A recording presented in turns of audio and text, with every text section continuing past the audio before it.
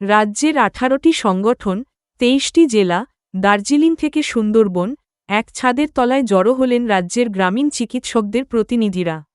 20 March, বৃহস্পতিবার মধ্যাহ্নে সল্টলেকের sector 2-এর বিজে ব্লকের কমিউনিটি হলে প্রতিটি সংগঠন থেকে 3 জন করে সব মিলিয়ে 100 জন যোগ দিয়েছিলেন। এদিনের প্রধান অতিথি পশ্চিমবঙ্গ নমশূদ্র ডেভেলপমেন্টের চেয়ারম্যান। যারা গ্রামীণ চিকিৎসক গ্রামাঞ্চলে চিকিৎসা স্বাস্থ্য পরিষেবা দিয়ে থাকে তাদেরকে নিয়ে একটা যৌথ মঞ্চ আহ্বান করেছিলাম।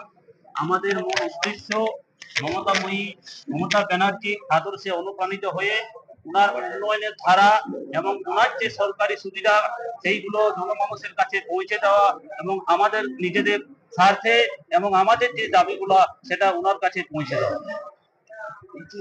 মাননীয় মুখ্যমন্ত্রী অনুপ্রেরণা যে এত কথা প্রকল্প এসছে তার মধ্যে আমাদের জন্য একটা প্রকল্প ইনফর্মাল হেলথ কেয়ার প্রোভাইডার যার প্রশিক্ষণ চলছে 6 মাস ধরে এবং কিছু ট্রেনিং রয়েছে যেগুলো হয়তো অ্যানাটমিক বা আপনার কমিউনিকেবল ডিজিজ যেগুলো একদিনের বই আমরা সবাই পাই সেগুলো আমাদের কন্টিনিউ চলেছে, কিন্তু প্রশিক্ষণের শেষে যে একটা শংসাপত্র সেটা আমাদের মূল দাবি। ট্রেনিং এর পরে যে প্রশংসাপত্র যেটা সার্টিফিকেট সেটা আমাদের মূল দাবি। আজ আপনাদের আটকে আছে এখানে এসে, হ্যাঁ অবশ্যই সেই নিয়ে কি বলবেন? আমরা সবাই একসাথে সমাবেত হয়েছি, যৌথ মঞ্চে আমাদের বিভিন্ন মত প্রকাশ হয়েছে। আমাদের যে সমস্ত কাজগুলো পড়ে রয়েছে সেগুলো আগামী দিনে যাতে হয় সেই জন্য দল এবং প্রশাসনের কাছে আমরা দ্বারস্থ হব।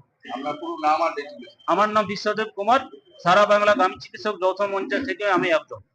আচ্ছা, আপনাদের যে ট্রেনিং প্রোগ্রাম করার কথা বলছেন সেই ক্ষেত্রে ন্যূনতম কোনো শিক্ষাগত যোগ্যতার ব্যাপার আছে? মাধ্যমিক পাস।